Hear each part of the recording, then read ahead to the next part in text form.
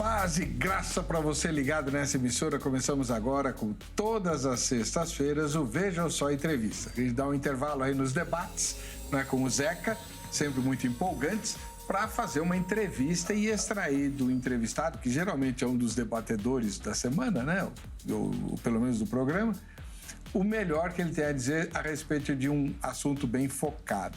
Hoje o assunto é palpitante e eu quero convidar você desde agora, você que acompanha a gravação do programa pelo Instagram, pode participar, mandar suas perguntas, nós vamos pô-las aqui no ar para o Bispo José Hildo Melo, né, o mais conhecido como Bispo Hildo, da Igreja Metodista Livre, ele que é presidente nacional dessa denominação, grande professor de teologia, teólogo, homem de Deus, amante irrestrito do Senhor Jesus e da sua palavra, e ele vai conversar conosco sobre o uso de Romanos, capítulo número 9, para justificar biblicamente a doutrina da predestinação individual. Estará isso correto? Os calvinistas dizem que sim e usam exaustivamente o texto, que aparentemente ensina exatamente isso, mas a gente vai ver direitinho isso. Bispo José Hildo, que privilégio revê-lo depois de tanto tempo. Paz e graça. Paz e graça, o privilégio é meu, é muito bom estar aqui. Fazia alguns anos, né, que a gente não se via. Os últimos debates eu participei com o Zeca, né? E você é um querido amigo de longa data, né? Desde os primórdios aí do Vejam Só. Pois é. O senhor é um dos fundadores, um dos alicerces, né? Seja muito bem-vindo. A Igreja do Irmão fica onde? Eu sou o bispo no Brasil, mas eu pastorei uma igreja também aqui em São Paulo, na Rua das Rosas, número 445, ali no bairro de Mirandópolis, bem próximo à Praça da Árvore, a estação Praça da Árvore do metrô. Os cultos principais aos domingos às 10 da manhã e todos são muito bem-vindos. O culto é só às 10? O culto principal às 10. E tem escola dominical? A gente faz ultimamente a gente tem feito um estudo bíblico durante a semana online. Ah, que legal. Aí eu respondo perguntas, a gente troca ideia, tem outros pastores que também auxiliam, né? E o senhor tem um blog muito famoso focado na escatologia, não é isso? Eu comecei como um blog de escatologia, depois ficou mais assim... comecei como... escrevendo artigos sobre escatologia, também postando vídeos, e depois eu fui publicando assuntos diversos lá de teologia, tem de tudo lá. Ah, que bom. E o endereço é? Escatologia Cristã, né? Ou então Cristã, né? escatologiacristã.blogspot.com. Muito obrigado por ter vindo. Eu agradeço. Nós não temos mais a matéria de abertura? Sim. Até para dar mais tempo para o convidado expor o seu ponto de vista. Mas eu já vou pôr no ar a enquete que eu vivo esquecendo de chamar, então eu vou pôr a enquete no ar. Eu sei que você não assistiu a entrevista ainda, mas a ideia é que você responda agora a opinião que você tem nesse momento, antes de ouvir as ponderações, tá bom? Põe a enquete, por favor. É correto dizer que o Romanos 9 trata da predestinação individual para salvação e perdição? Sim ou não? Aí a gente vai ver o resultado parcial dessa pesquisa, né, quando terminar a gravação. No final da gravação, a gente confere o resultado parcial, que nunca vai bater com o resultado que você, se entrar no site, vai verificar lá no dia da exibição do programa, porque nós estamos gravando agora, e esse programa vai ao ar depois, né? Alguns dias depois. E nesse meio tempo, o resultado muda, tá bom? Bispo Hildo, o senhor não é calvinista? Não sou. A sua igreja é wesleyana e João Wesley era um arminiano? Sim. É dele a expressão graça preveniente? Eu não diria que é dele, mas ele é aquele que melhor trabalhou esse tema e a partir deles ficou muito difundida. A ideia de graça preveniente, que nada mais, nada é do que a crença na ação do Espírito Santo, que habilita o homem, que convence o homem do pecado, da justiça e do juízo, né? Porque depois da queda a gente fica bem debilitado em termos assim do nosso livre-arbítrio, a natureza humana fica muito caída, muito propensa ao pecado.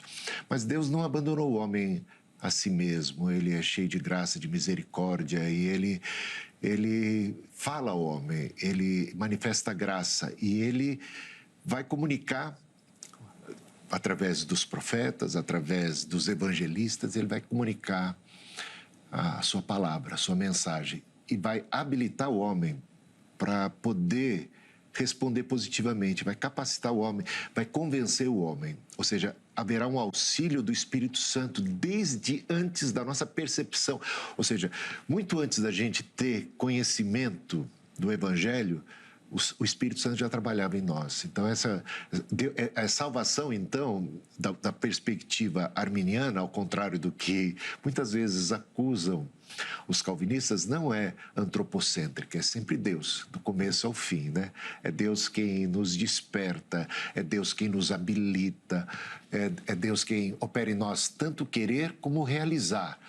Mas, a partir daí, compete a nós, por essa capacitação do Espírito, desenvolver a nossa salvação com temor e tremor, aceitar, né? Responder.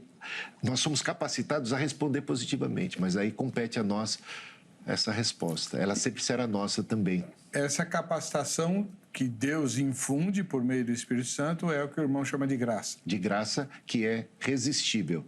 Então, a graça que é a ação do Espírito Santo antes da nossa conversão, aquela habilitadora, ela sempre é uma graça resistível. A gente entende que a graça de Deus, ela se manifesta salvadora a todos os homens, mas ela não age de maneira compulsória, ela não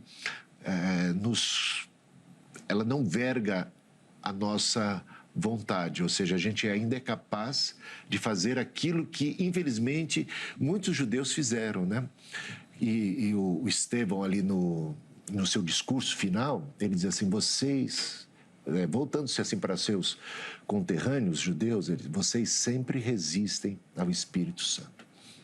Isso é uma coisa muito triste. E Jesus chorou sobre Jerusalém, né, diante do seu povo, porque Deus enviou Cristo para o seu povo, mas os seus não receberam. Então, Jesus chorou, Jerusalém, Jerusalém, que matas os profetas, apedrejas tantos quantos te são enviados. Quantas vezes eu quis com a galinha para seus pintinhos, eu quis salvar vocês, mas vocês não quiseram. Então, a proposta de salvação de Deus não é compulsória, ela permite a rejeição. Ela não vem de uma maneira irresistível. Ela é maravilhosa, ela é tremenda, ela tem o seu poder, assim, realmente de convencimento, mas sempre vai dar à outra parte a liberdade de responder negativamente, se assim o desejar. E essa graça atinge todos os homens? A graça de Deus se manifestou salvadora a todos, porque Deus amou o mundo de tal maneira. Então, sempre que o Evangelho é pregado, a ação do Espírito Santo está acompanhando e até mesmo precedendo. Há uma série de incidentes, uma série de ações que levam àquele momento decisivo da conversão de alguém. Mas isto pode ser... Essa pessoa pode resistir. E mesmo depois dela tendo aceito a graça, ela pode apostatar-se. Né? Como é o caso... Como aconteceu com Israel, com aquele povo que foi liberto, né, por mão forte de Deus. Aquela é até uma metáfora da redenção, o povo que escapa do Egito, passa pelo Mar Vermelho. Paulo, escrevendo aos Coríntios, né, capítulo 10, ele deixa... todos foram batizados na nuvem e no mar, batizados em Moisés na nuvem e no mar, todos beberam de uma só fonte e comeram do maná, basicamente de Cristo, ali quase uma representação ali da ceia. E ele diz, mas Deus não se agradou da maioria deles, eles incorreram em pecados de idolatria e por isso pereceram no deserto. Só 2 entram na Terra Prometida. Aliás, a gente entrando já quase em Romanos capítulo 9, né? Isso de rejeição de Israel não é uma coisa nova, né, do Novo Testamento. Ao longo do Antigo Testamento, quantos do povo eleito acabaram ficando pelo caminho e nunca se tornando verdadeiros herdeiros da promessa, filhos espirituais de Abraão. Né? Então, nos dias de Elias, apenas 7.000 não se dobraram diante de Baal. Então, esse remanescente de que a gente vai ver aqui, falando nos capítulos 9, 10 e 11. Então, a gente tem que sempre entender que capítulo 9 não pode ser lido à parte. Há um conjunto, capítulo 9, 10 e 11, tratam do mesmo tema. Aliás, entender esse bloco como um conjunto, mas dentro da mensagem global da própria carta aos Romanos, porque está dentro da mensagem central. E a mensagem central não é salvação pela eleição incondicional, é salvação pela graça, mediante a fé em Jesus Cristo, né? Então, é salvação mediante a fé, mas o Romanos, capítulo 8, Sim. fala de eleição, Sim. fala de predestinação, fala dos predestinados, fala dos eleitos de Deus, que vem um pouquinho antes do capítulo número 9. Então vamos entrar. Como é que o senhor entende essas falas de Romanos 8 sobre predestinados e eleitos? E aí o senhor explica Romanos 9, 10 e 11. Os que de antemão conheceu, a esses predestinou. Então, essa predestinação é para aqueles que ele conheceu de antemão, que seriam os que viriam, no final das contas, a crer, receber, acolher e permanecer na fé até o fim. Então, isso é a mesma coisa que Pedro também diz, né? A gente é predestinado eleito segundo a presciência de Deus. Então, não é alguma coisa, digamos, puramente caprichosa, um ato unilateral de Deus que não tem nada a ver com o que Deus possa ter visto de resposta. Então, Paulo, pelo menos em Romanos capítulo 8, e Pedro em 1 Pedro capítulo 1, se não me engano, a predestinação baseada na presciência. A presciência não tem um caráter pré-determinante. Deus previu, por exemplo, o pecado, não é não? Sim. Isso não quer dizer que Deus tenha predestinado o pecado. Para alguns, sim. Para alguns, isso seria realmente uma lástima, né? Então, Deus seria, de alguma maneira, o autor do mal, né? Isso traz sérios problemas, né? Sérios problemas. Então, baseado na presciência, Deus sabe quem serão os salvos no final das contas, mas isso não quer dizer que ele tenha predestinado esse ou aquele. Aliás, quando a gente vê Romanos, fica muito claro isso, né? Porque quem são os vasos de ira ali do capítulo 9? A quem se refere, senão aos próprios judeus que estão rejeitando? Não é? Não sei. Sim, a gente pode tratar desse assunto. O senhor vai tratar, mas antes... sim. O senhor falou sobre Romanos 8 explica que os predestinados e eleitos os são por parte de Deus com base num conhecimento prévio que Deus havia tido a respeito da vida deles. Mas em Romanos 9, parece que Paulo desfaz essa argumentação ou esse pensamento quando invoca, de forma, do meu ponto de vista, com palavras muito duras de a gente engolir, o exemplo de Esaú e Jacó antes de nascerem. E Paulo fala assim, para que a eleição não se baseie em nada da vida da pessoa, antes dos gêmeos nascerem, Deus já havia escolhido um e rejeitado o outro. É interessante. Isso eu diria o seguinte, ali, olha só, ali não se trata de salvação. Como não? Bom, por quê? Desculpa. É muito curioso. Não se trata de salvação. Por quê? Veja só, Jacó e Esaú estão representando dois povos. Ali é eleição corporativa. E é interessante quando a gente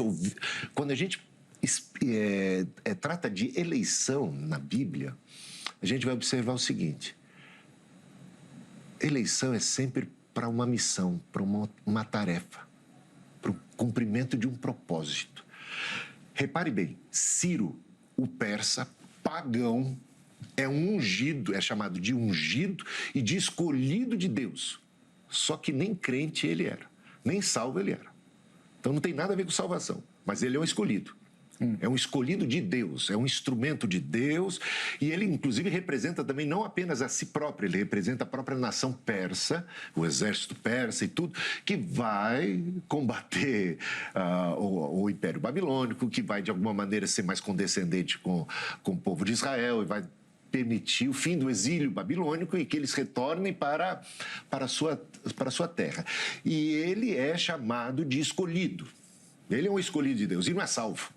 Então, olha que coisa interessante. E Jacó está sendo escolhido para que nele se cumpra esse desígnio, através do qual se gera um povo, e um povo que não é escolhido para a salvação em detrimento dos demais povos. É um povo que é escolhido para abençoar os demais povos da terra. E uma coisa muito interessante é observar que esse povo escolhido, nem dentro desse povo escolhido, que o povo de Israel é o povo escolhido, nem todos os descendentes de Jacó são salvos. E é isso que a gente vai observar muito claramente. Então, continua povo escolhido? Continua povo escolhido. Muitos deles perdidos. Muitos deles perdidos. E Jacó, o senhor falou que Jacó e Esaú representam dois povos. Dois povos. Jacó representa quem e Esaú representa quem? Sim, o Jacó representa Israel. E o Esaú representa os edomitas. E é interessante o livro de Obadias. Quando a gente pega a profecia de Obadias, que faz referência aos edomitas e diz que quando da destruição ali de Jerusalém, os edomitas, que são de alguma maneira parentes, né, lá antigos, são descendentes do mesmo Isaac, eles ridicularizam. É a maior tragédia até então, né, sobre Israel. E eles estão sendo trucidados, destruídos, e os edomitas estão rindo, estão entregando aqueles que estão se escondendo em alguns lugares, os judeus estão fugindo para lá e para cá, eles estão entregando, e outros eles estão matando. E por conta disso, se você vê lá, diz que a ira de Deus foi tão grande em relação aos edomitas que decidiu que eles seriam dizimados da face da terra. Podemos evocar alguma coisa da presciência de Deus? Aí, não sei, mas seria possível ver que não foi sem propósito.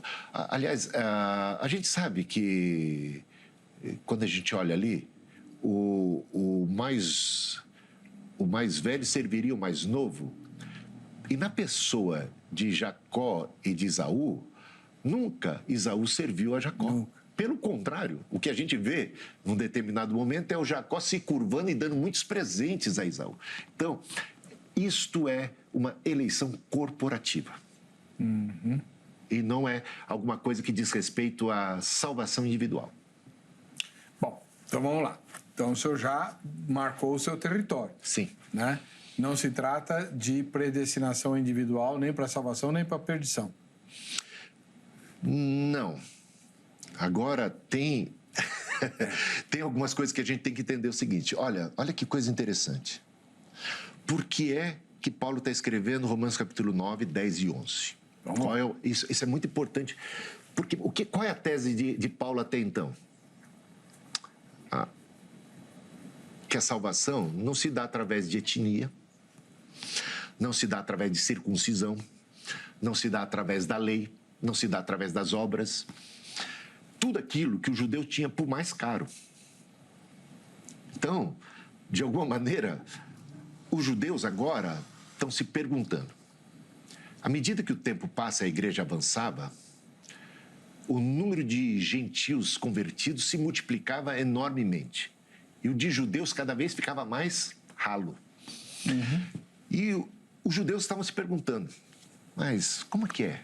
Deus se esqueceu do seu povo? Deus se esqueceu das promessas feitas ao seu povo? Que história é essa? Como é que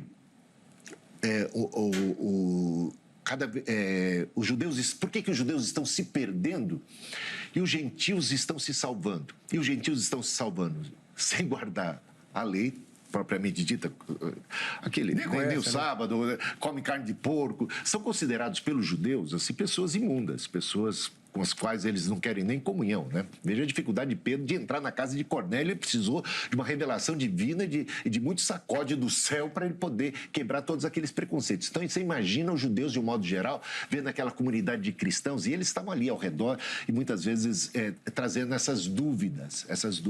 E haviam judeus crentes dentro daquela comunidade que também eram impactados por tudo isso. E quer dizer que a gente não tem privilégio nenhum? E Paulo começa a dizer, não, vocês têm privilégio. O privilégio de vocês é que de vocês são os patriarcas. Deus é o Deus de Abraão, de Isaac, de Jacó. Deus é o Deus... a aliança foi feita com vocês. Vocês receberam a palavra de Deus, os profetas. E de vocês descende o Cristo. Então, vocês têm muito privilégio. Mas o caminho de salvação não é a lei, não é a etnia. Então, vocês estão confiando em coisas erradas. É por isso que no finalzinho do capítulo 9 ele vai dizer assim, olha, vocês tropeçaram, os judeus, Israel tropeçou na pedra de esquina. Essa mesma pedra através da qual os gentios estão sendo salvos. Eles tentaram pelo caminho da lei quebrar a cara. Mas os gentios, que nem estavam procurando, digamos, a salvação, nem estavam, mas de repente encontraram, a graça de Deus veio pelo caminho da fé, né? E aí ele vai entrar no capítulo 10, que todo aquele que invocar o nome do Senhor será salvo, que Deus não faz acepção de pessoas, isso você vai ver desde o começo. Então, o vínculo dos capítulos 9, 10 e 11 está bem ali nos primeiros 4 capítulos de Romanos, que é essa tese de que Deus não faz acepção de pessoas, de que não tem... o judeu não pode ficar confiando na sua própria herança, ou seja, etnia e em todas essas coisas para a salvação. Então, todos pecaram, destituídos estão da glória de Deus e há um só caminho de salvação e esse é o Messias, que vem em primeira mão, por isso, primeiro para o judeu e também para o grego, também para o gentio, em primeira mão o evangelho, ele veio para os que eram seus, ele pregou em primeira mão, ele se deu... Ele é desse contexto judaico. A igreja é composta originalmente por apóstolos e por discípulos de origem judaica, né? A igreja é, no seu nascedor, o remanescente fiel de Israel. Está ali fazendo coro com aquela linhagem de fiéis que vem desde a antiguidade, porque nem todos os de Israel são verdadeiramente israelitas, e a verdadeira circuncisão é, de fato, a do coração. Então, todo esse ensinamento é o que a gente vai ver aqui em Romanos capítulo 9. Só que aí a questão... Então, Deus se esqueceu de Israel? Então, se as promessas de Deus não estão se cumprindo em Israel, elas estão falhando para Israel, que esperança tem os gentios? Aí vem o apóstolo Paulo, não, calma lá. As promessas estão sendo cumpridas no remanescente. Porque assim sempre foi, desde o princípio. É por isso que ele vai evocar a história de Jacó e de Esaú. Calma lá, olha, não foi que Deus escolheu, então a soberania de Deus agora é evocada. Deus sempre foi soberano para salvar ou para chamar, ou para eleger quem ele quisesse na base que ele bem entendesse. Isso ele começa a trazer. Deus não escolheu Abraão e não abençoou a sua descendência, mas de repente só um filho de Abraão. Em Isaac foi reconhecida a sua descendência. E depois de Isaac, apenas um filho dos dois é que recebeu isso por herança. E assim sucessivamente. No deserto, todos pereceram, apenas 2 que eram daquela geração que escapa do Egito, né, do exílio, da escravidão do Egito, é que vai entrar na Terra Prometida. E nos dias de Elias, apenas 7.000 que não se dobraram diante de Baal. Então, essa ideia da eleição, a gente começa a ver muito mais claramente que ela é segundo a misericórdia de Deus e ele exerce misericórdia sobre quem quer exercer misericórdia. E por que ele diz isso? Porque os judeus estão muito incomodados com a misericórdia que Deus está concedendo aos gentios.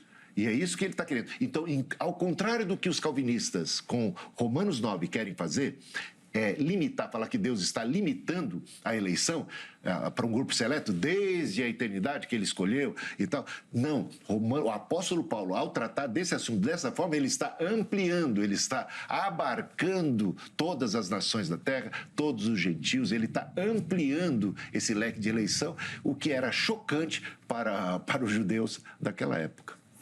Mas, bispo, vamos lá. o Senhor disse, com muita propriedade, usando base bíblica, que Deus ama todos os homens igualmente, ele não faz acepção de pessoas, e ele derrama a sua graça, que depois os teólogos vão chamar de preveniente, né? Ou seja, ele capacita os seres humanos caídos a crerem no Evangelho e a se interessarem por Deus caso queiram. Essa é a diferença da graça calvinista, que é irresistível e é para levar só os eleitos à salvação. Então, ela não vem sobre todos. No seu ponto de vista, ela vem sobre todos igualmente e cabe a cada homem decidir. Tá bem. Mas em Romanos 9, o apóstolo Paulo vai dizer: Deus ama todos os homens, mas ele endurece pessoas e cria vasos de ira. E aí? É interessante essa parte aí. Quer ver? Está falando de Faraó. E está usando isso como um tipo do próprio Israel, a quem ele também, num certo sentido, está endurecendo. E é até dito que está endurecendo para favorecer os gentios. Tudo isso você vai encontrar nesse pacote do capítulo 9, 10 e 11. Principalmente o capítulo 11 trabalha muito essa questão do endurecimento.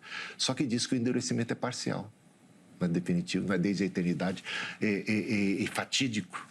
Olha só que coisa interessante quando a gente observa, e por isso é fazer a leitura do contexto como um todo. Quanto a Faraó, o que a gente sabe? É claro, é dito lá em Êxodo que Deus endureceu o coração de Faraó. Mas antes de dizer que Deus endureceu o coração de Faraó, é dito que Faraó endureceu o seu coração algumas vezes, pelo menos eu acho que 5 vezes. É dito, antes de dizer que ele endureceu o seu próprio coração, parece que Deus endurece o coração daqueles que endurecem seus próprios corações, ou como se ele entregasse a pessoa a si mesmo a partir de determinado ponto. Foi o que aconteceu com Israel. Olha o que ele diz. Que está no contexto do capítulo 9. Eu, o tempo todo, estendi as mãos, derramei graça para um povo de dura cerviz, que se fechou. Parece que a mesma graça... Como é que Deus endureceu o coração de Faraó? Através das pragas. À medida que as pragas vinham, e são sinais portentosos de Deus, era para o Faraó ter se convertido. Agora, até os magos disseram isso para ele. É interessante, né? Ou seja, agora aquela graça, aquelas oportunidades, quanto mais graça uma pessoa recebe, foi o caso da própria nação de Israel, pior, fica para o lado dela, né? E o mesmo sol que amolece a cera, endurece o barro. Então, de repente, o que se vê é que diante de mais e mais graça, mais e mais luz, olha o que aconteceu quando vem Jesus, quando chega Jesus e ele faz aqueles sinais tremendos. A atitude daqueles judeus daquela geração, na sua grande maioria, foi de endurecer cada vez mais, cada vez mais, cada vez mais, cada vez mais. Isso aconteceu com o Faraó, isso é o retrato da nação de Israel naqueles dias em que Paulo está escrevendo isso, como quase um todo, na sua grande maioria, uma rejeição nacional. Agora, Paulo vai trabalhar essa questão da rejeição de Israel, coloca isso como vasos de ira, né? Vasos de ira, mas esses mesmos vasos de ira, Paulo olha o que ele fala, como é que começa o capítulo 9? É muito interessante. Paulo está lamentando a situação dos judeus, a situação de Israel.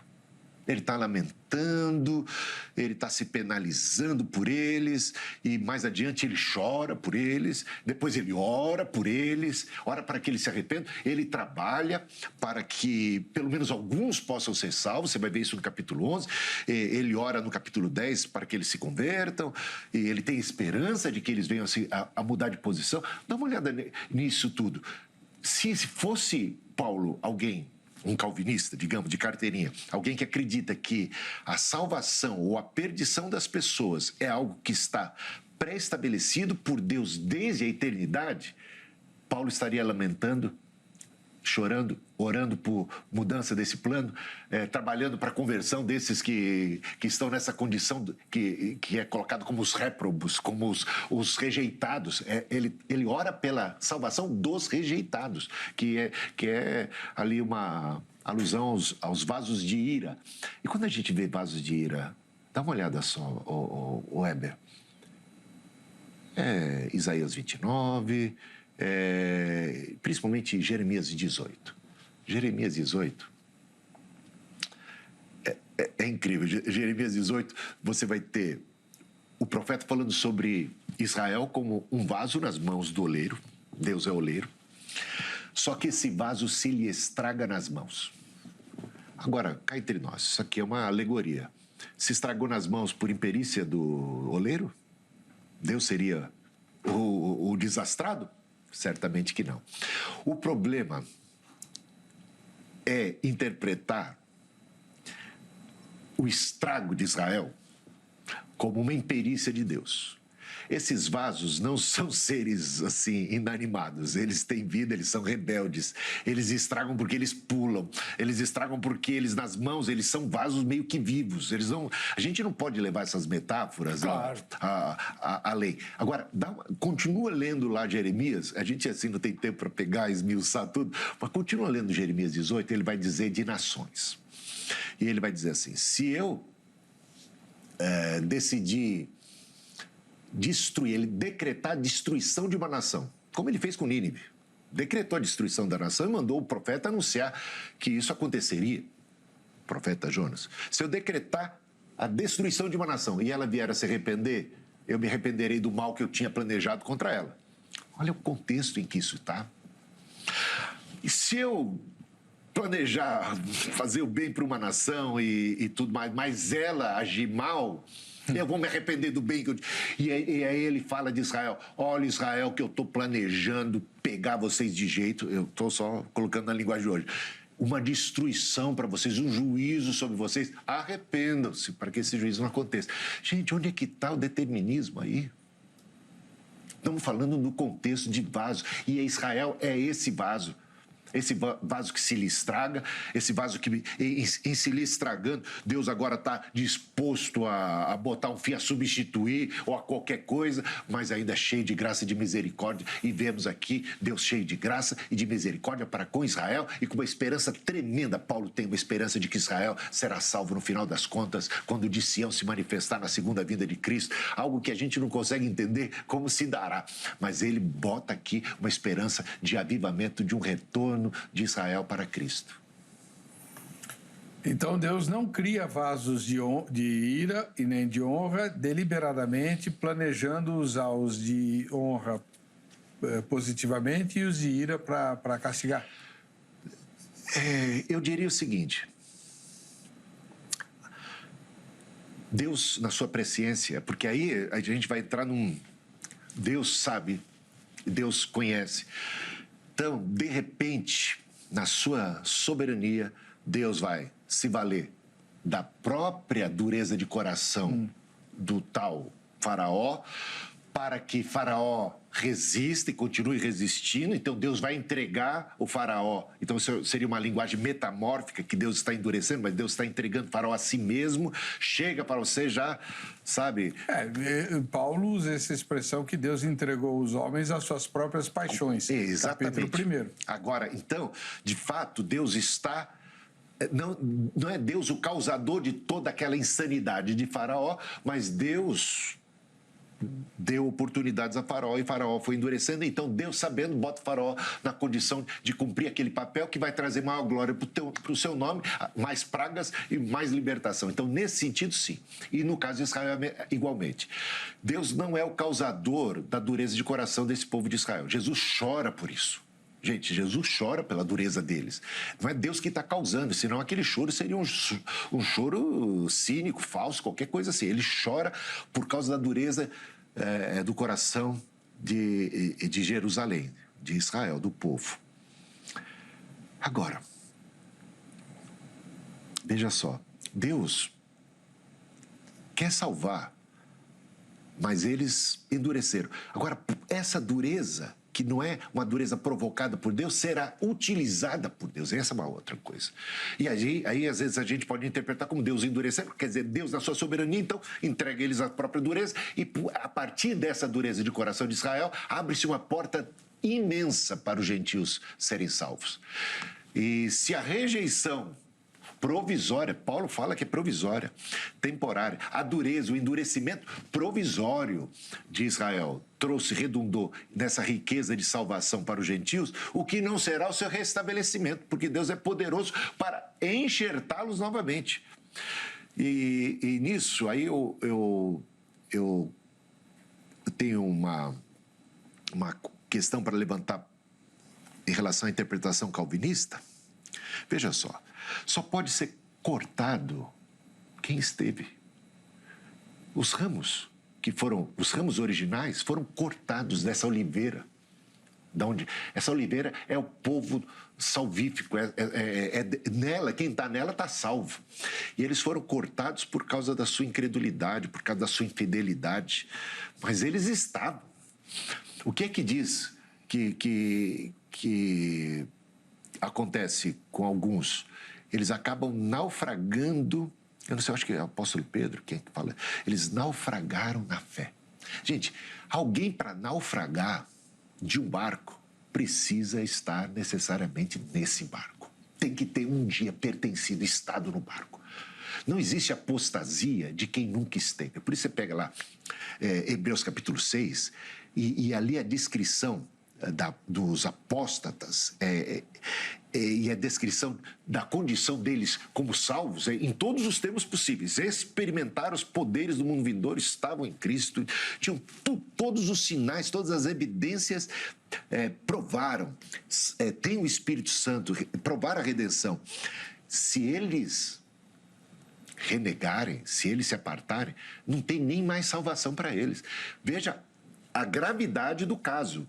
Não é um caso de gente que nunca esteve, como muitas vezes os batistas gostam de usar, porque não acreditam que é possível apostasia, uma vez salvo para sempre, ou os calvinistas que querem que a fatura está definida desde a eternidade. Não, a seriedade é tão grande que são pessoas que tiveram tanto de Deus e que agora voltaram as costas. Para esses já não resta mais sacrifício pelo pecado. Veja só como vai dizer Hebreus capítulo 10 também, Hebreus capítulo 6. Então, a gravidade, a apostasia é alguma coisa seríssima nesse caso. Então, acho que é a mais grave de todas da nossa história. Agora, bispo, uma pergunta que eu sempre fiz. O senhor mencionou algumas vezes aqui que o endurecimento de Israel propicia o alargamento da porta para os gentios. Por que é um ou outro? Por que não pode ser os dois? Por que Israel e os gentios não poderiam ser salvos? Eu creio que até poderiam, sabe? Eu acho que até deveria. Poderiam e deveria.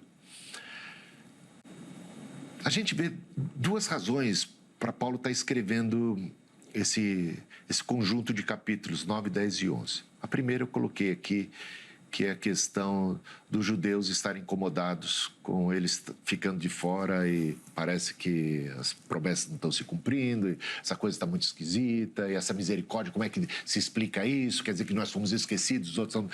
Então, agora, a outra razão a gente vê claramente no capítulo 11.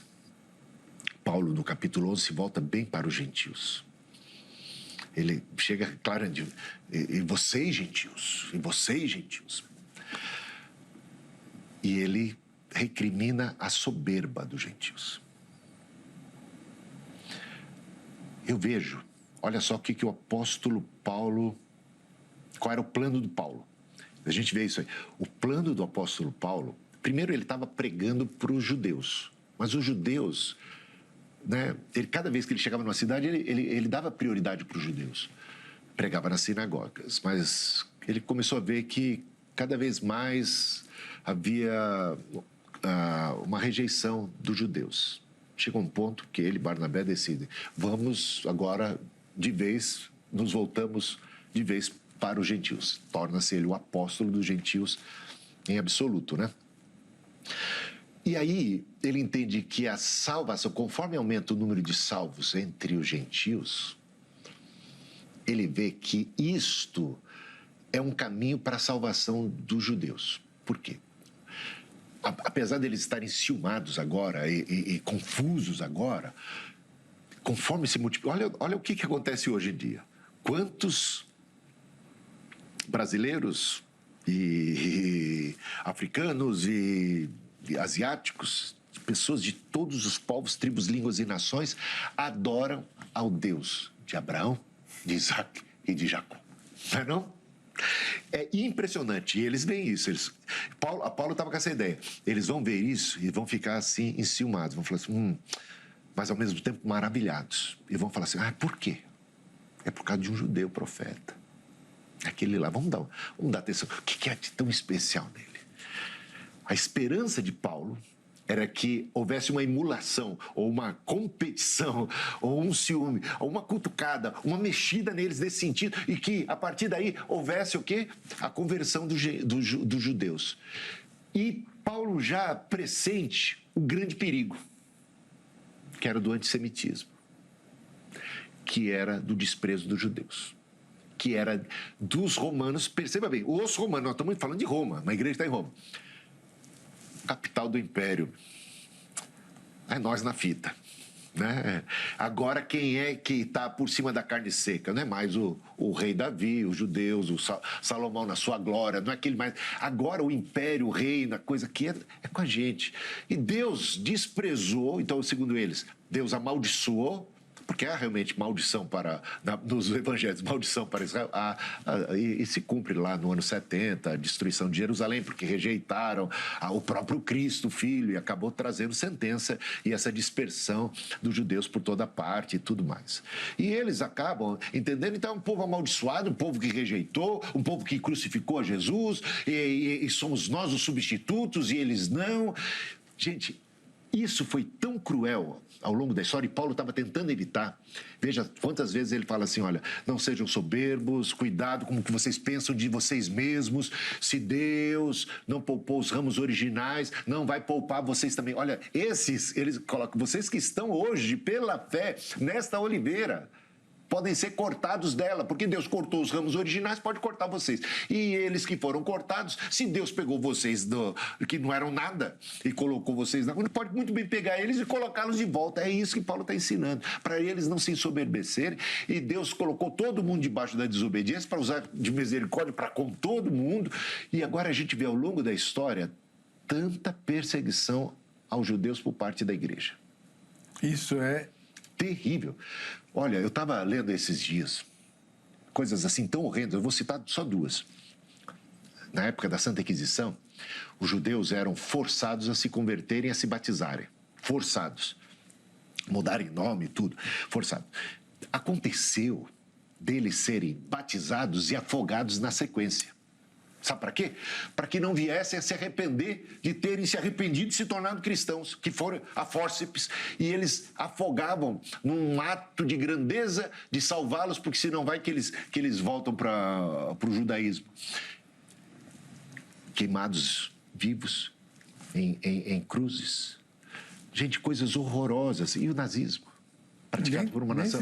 Gente, como é que podem eles se converter ao cristianismo nesses tempos? E o nazismo, o que é pior de tudo, não é a gente joga a culpa em Hitler, mas foi a nação toda. A nação abraçou o antissemitismo. Houve um apoio maciço da população e uma população cristã reformada. Luterana. Triste. Né? E a gente vê esse tipo, às vezes em nome da ideia de sermos os eleitos agora. Esse é o problema, né? Esse é o problema do orgulho de se sentir o eleito. Gente, na verdade, é só na eternidade que a gente vai saber quem é quem.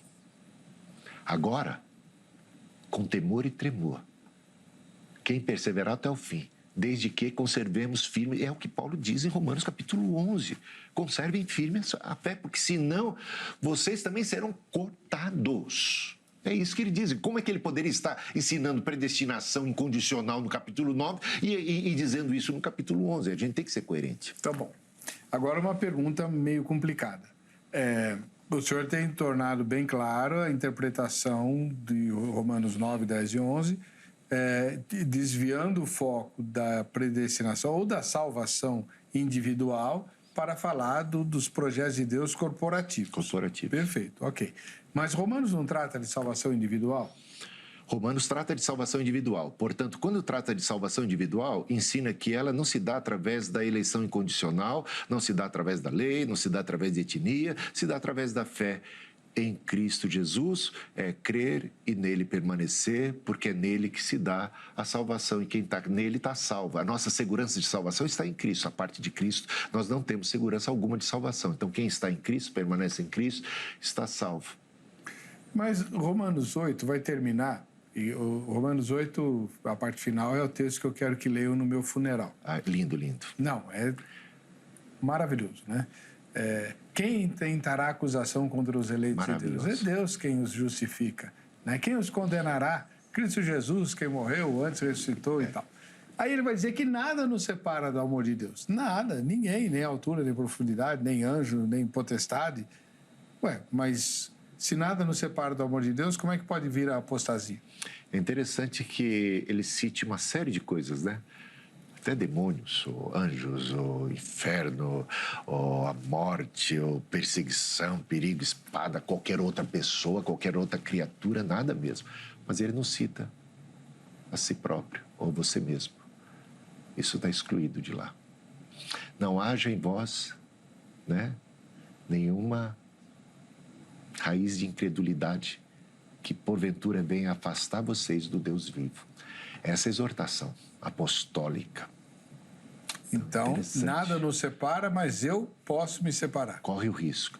Eu acho maravilhoso. Olha, eu creio muito que nós temos segurança da nossa salvação, por várias razões.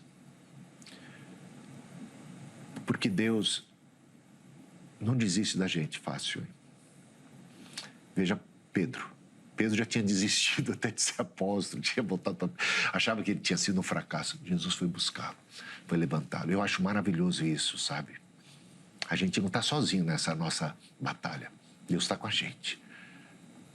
Agora, não haja em mim, em você ou qualquer outra pessoa, um perverso coração de incredulidade, que por fim venha nos afastar desse que tanto nos ama. O jovem rico diz lá que o Senhor o amou. E tendo amado, disse, só falta uma coisa para você. Mas ele amou outra coisa. Ele não amou o Senhor e se afastou. E isso causou tristeza no coração de Cristo e causou tristeza no coração do próprio jovem, mas foi embora. Jesus chorou sobre Jerusalém.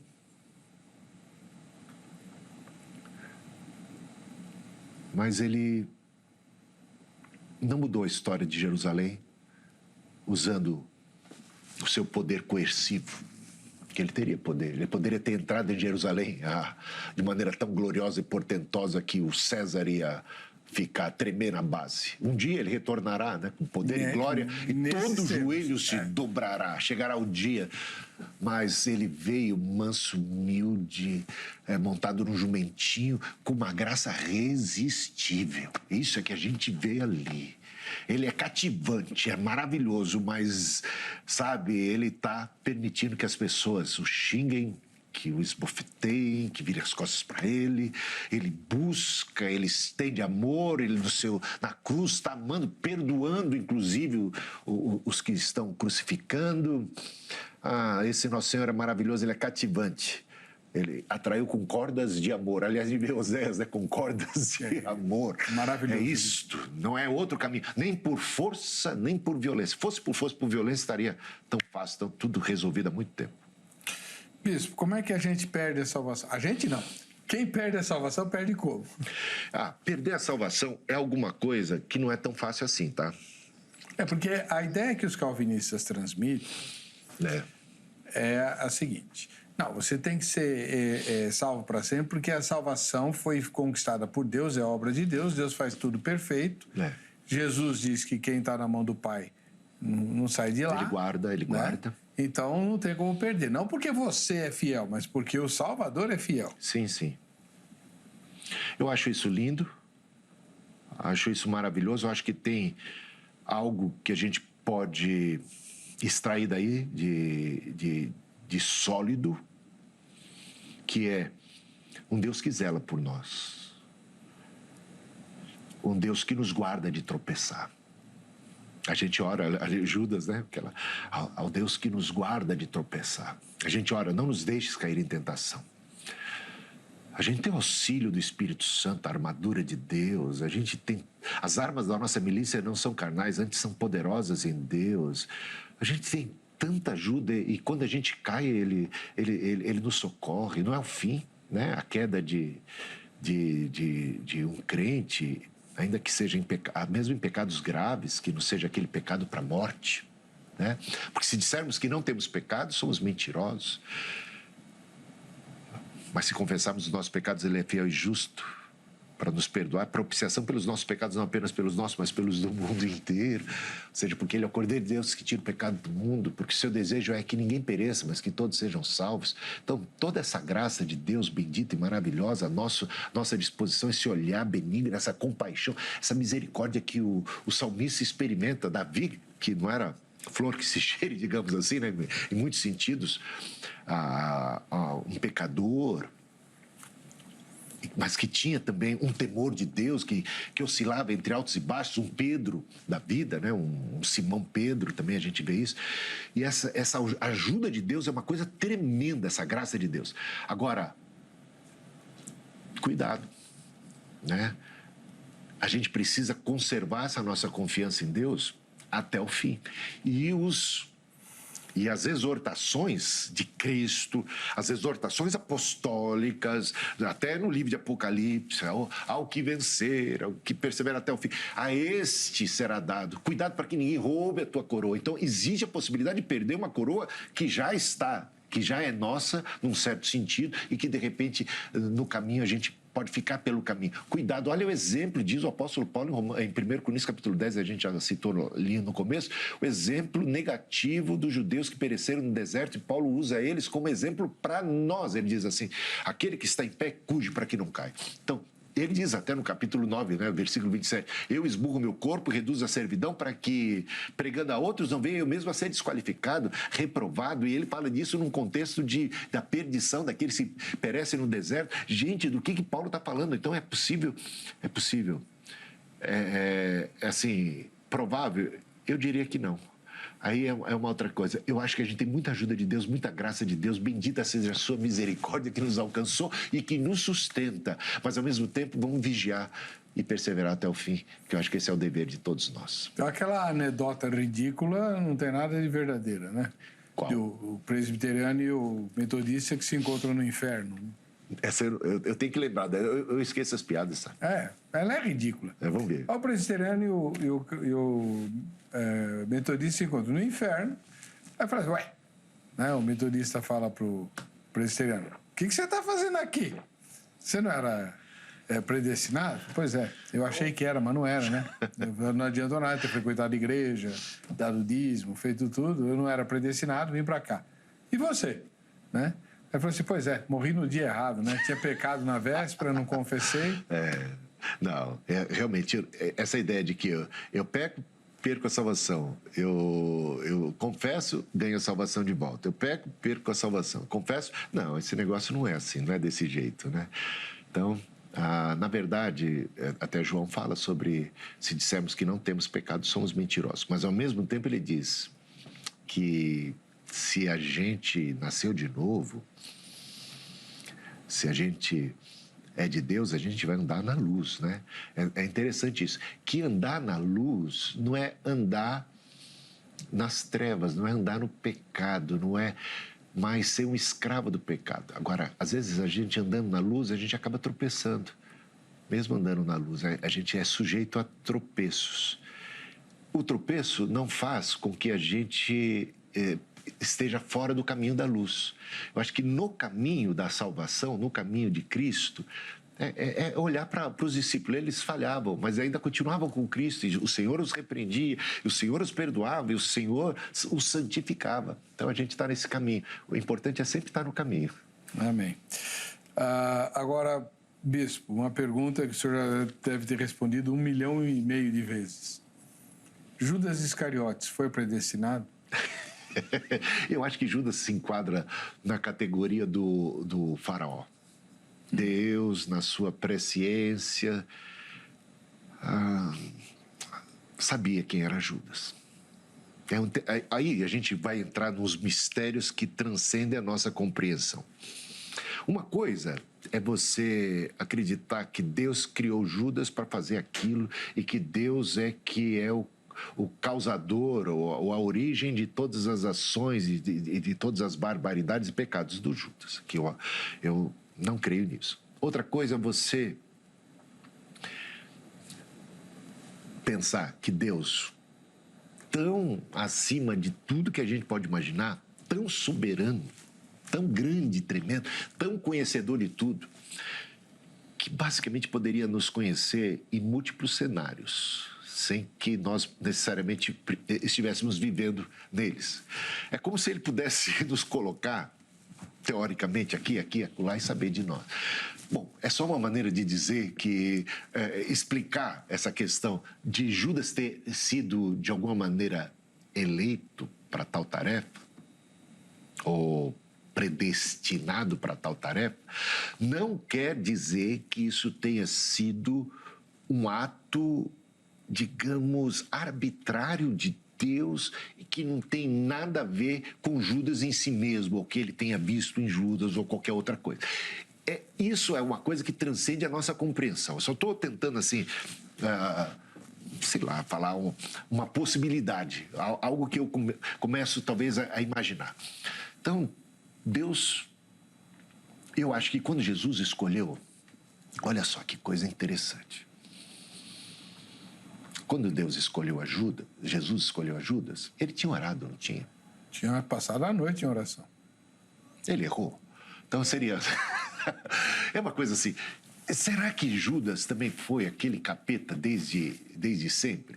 Há indícios que talvez fosse um baita de um hipócrita, né? Porque ele até desviava o dinheiro ali da coletoria de impostos. Ele era já um desviado, em muito sentido. Agora, é complicado a gente entender isso, né? Então, pode ser que ele tivesse algumas virtudes que levaram a Cristo a escolhê-lo, mas depois, por alguma razão, ou ideológica, alguns sugerem razões ideológicas, razões... Mas, pelo jeito, ele gostava mesmo de dinheiro, né? O amor dele era outro. Então, é difícil a gente entrar nisso, sabe? Né? Quando a gente trata de indivíduos e predestinação individual, a gente vai sempre ficar em maus lençóis. É uma situação delicada entrar nesses meandros. Eu concordo plenamente e vou dizer para o senhor o seguinte. Eu conheço gente que defende que Judas acabou se salvando por causa da atitude do arrependimento dele radical. Muita gente chama aquilo de remorso. Eu não sei se existe diferença de fato entre remorso e arrependimento, mas a atitude de Judas, eu me coloco no lugar de Judas, né? Se eu tivesse sido eu, como é que eu desfaria aquilo? Existe algum modo de desfazer, né? Aí ele jogou o dinheiro, os sacerdotes tinham tanta consciência do mal que tinham feito que não pegaram o dinheiro. Olha o tamanho da hipocrisia daqueles homens. Eles sabiam que tinham morto sangue inocente. Que coisa. Né?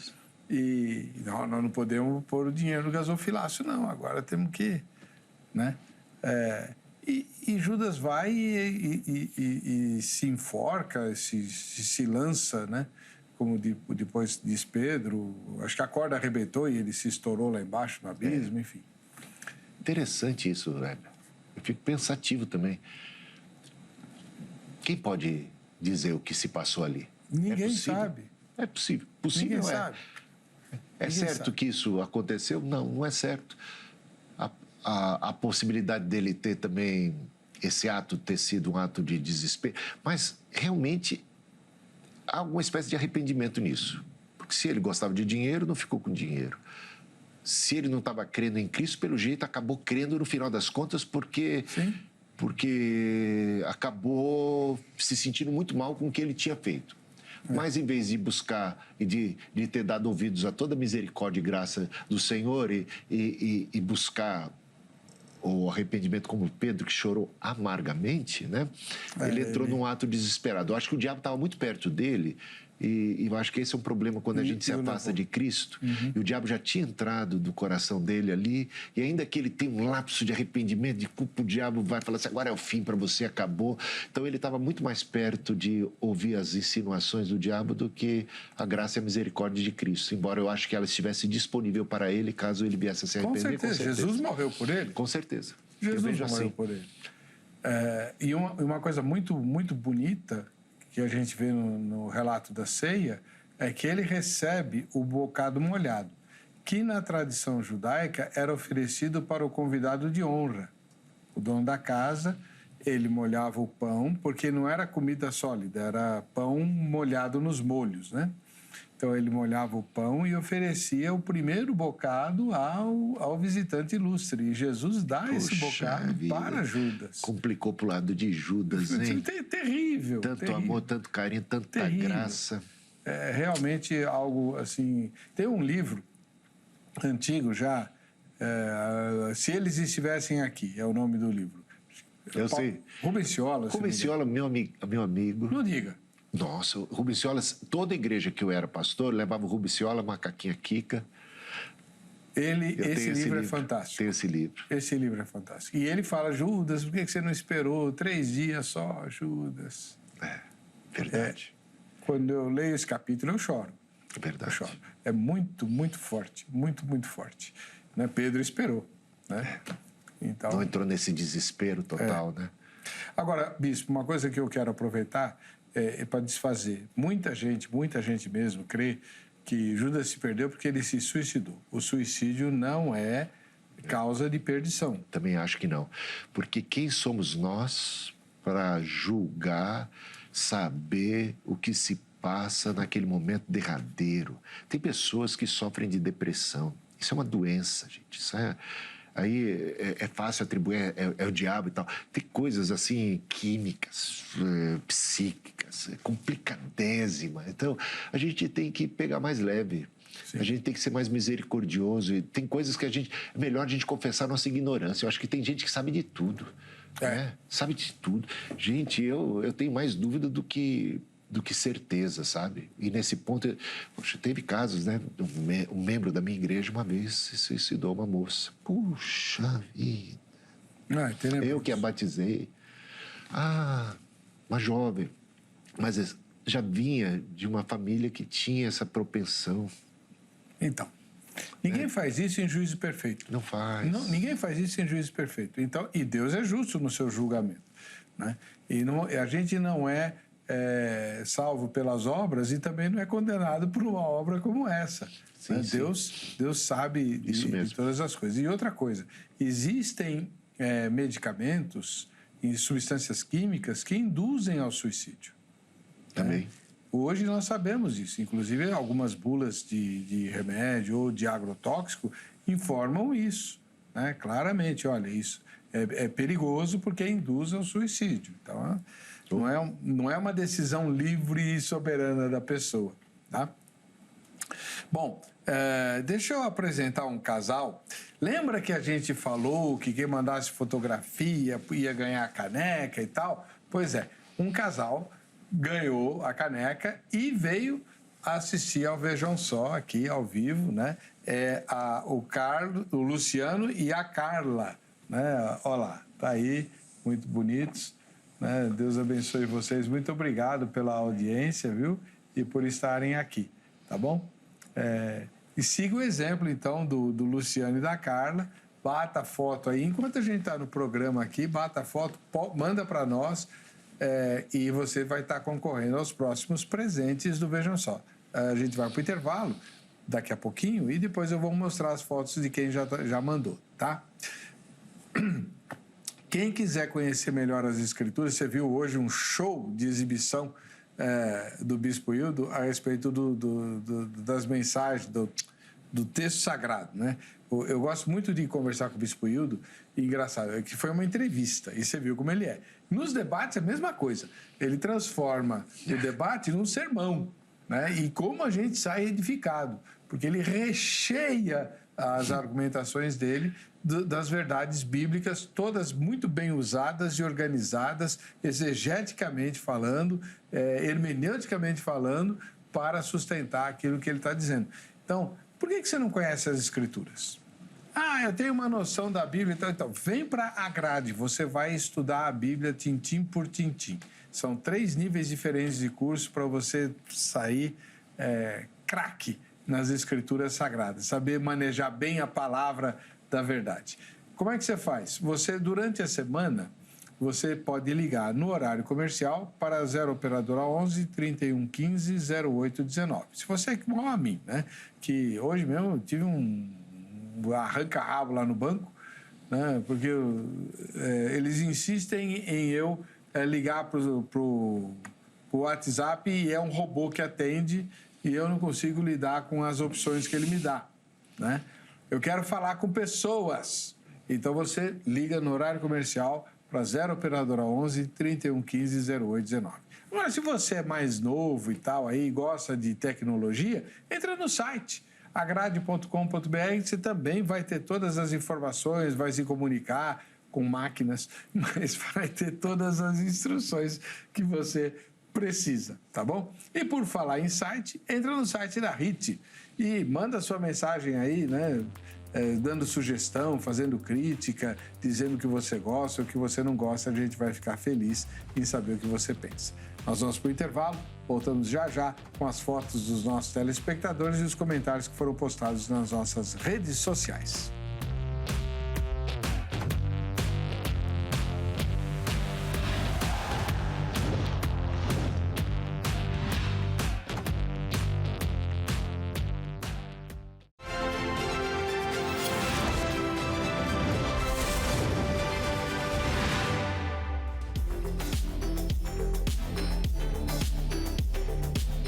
Muito legal. Estamos aqui conversando com o bispo José Hildo Melo, da Igreja Metodista Livre, um profundo conhecedor das Escrituras e um amante inveterado do Senhor Jesus, da graça de Deus, da misericórdia, da palavra, da salvação, né? Muito, muito bom ter o senhor aqui. Eu gosto muito de conversar com o irmão, muito mesmo. Bom, eu mostrei o casal aí que ganhou a caneca, mas tem mais gente mandando foto e eu não sei qual vai ser o próximo presente. Talvez seja outra caneca, não sei, né? Mas você vai mandar sua foto para o Facebook, programa Vejam Só, ou para o Instagram, @programa Vejam Só. Tá aí, tá bom? Quem mandou aqui da capital paulista foi o Fernando, né? Cadê o Fernando? Olha o Fernando aí, olha só. Ele mora aqui na capital. Bateu uma foto durante a exibição do programa. Olha que coincidência, eu estava com a mesma roupa de hoje. Nossa! É um Vejam Só antigo, né? Tá aí. Maravilha. Ô, Fernando, Deus te abençoe e você está convidado para vir assistir a gravação ao vivo aqui. É só combinar os detalhes pelo Facebook, tá bom? Não sei se você vai ganhar o presente, mas já que você mora na capital, pode vir assistir a gravação.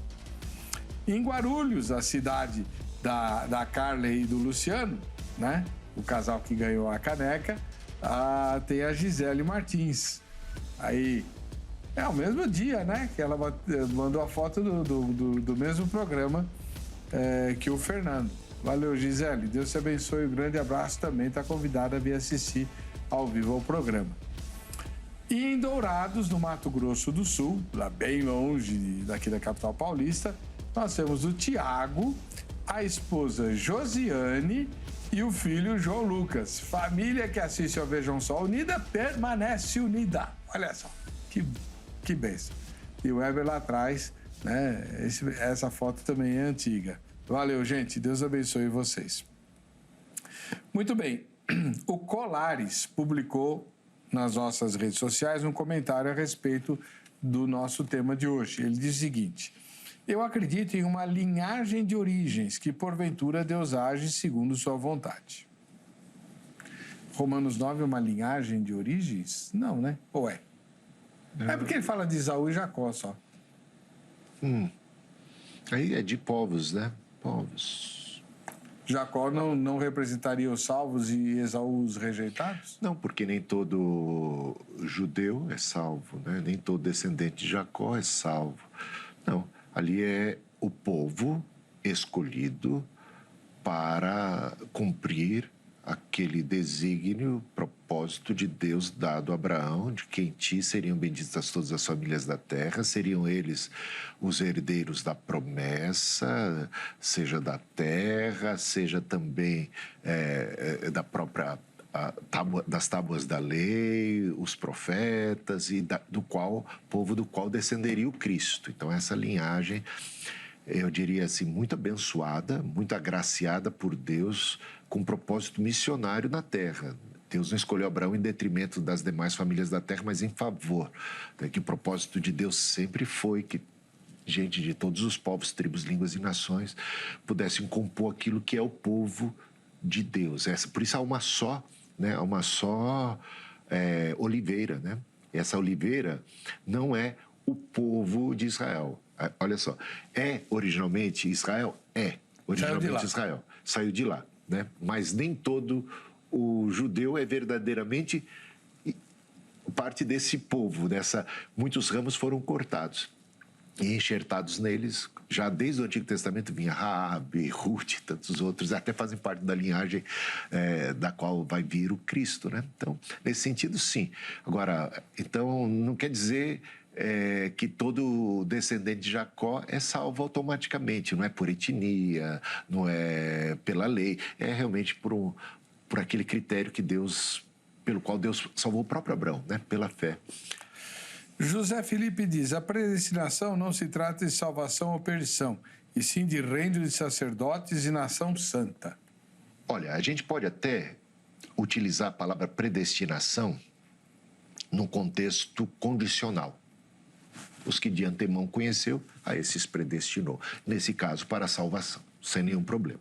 Agora, quando se fala de eleição, a palavra eleição é muito mais corporativa. A gente vê isso claramente nesse conjunto 9, 10 e 11. A oliveira representa esse povo de Deus, eleito de Deus. É como também Paulo fala, Deus nos escolheu em Cristo antes da fundação do mundo para sermos santos. Nos escolheu quem?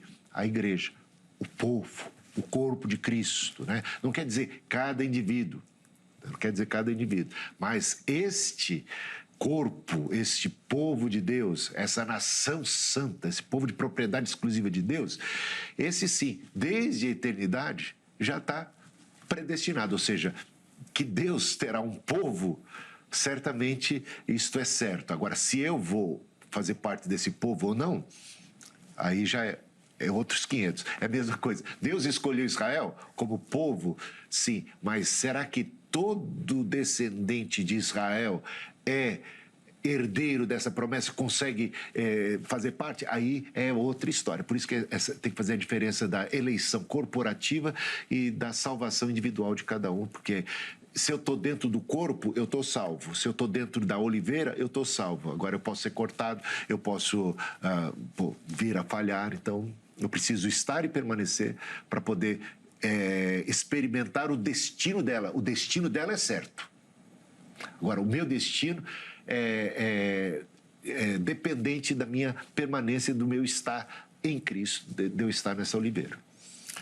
O Juscelino Lima: a salvação é ofertada a todos os que se arrependem de seus pecados e confessam Jesus Cristo como o único e suficiente Salvador. Sim. Tá bom. Corretíssimo. Isso está escrito na Bíblia, não em Romanos 9, mas enfim. A Josiane Fernandes está falando de Israel e os gentios, também eleição corporativa. Tá certo. Infelizmente, nosso tempo acabou. Muito obrigado, Bispo Hildo, mais uma vez, por abrir espaço na sua agenda super concorrida para nos ensinar e nos exortar e, mais do que nunca, nos consolar com a palavra de Deus. Obrigado pelo realmente convite. Um privilégio ouvir o irmão. É um privilégio estar aqui, ser seu amigo, né? E poder partilhar aí a palavra de Deus e as experiências que a gente tem com ela, né? Eu acho que esse é o meu maior dever, a minha, ai de mim, né? Se não pregar o evangelho. Vamos ver o resultado da enquete, o resultado parcial? É correto dizer que Romanos 9 trata da predestinação individual para salvação e perdição? Sim, responderam 39% e não 61%. Que lavada. Tá bom. Para você que fica com essa emissora, A paz e a graça de Jesus. Nos veremos, querendo Deus, na próxima sexta-feira, às 23 horas, aqui no Vejam Só Entrevista. Um ósculo santo para todos.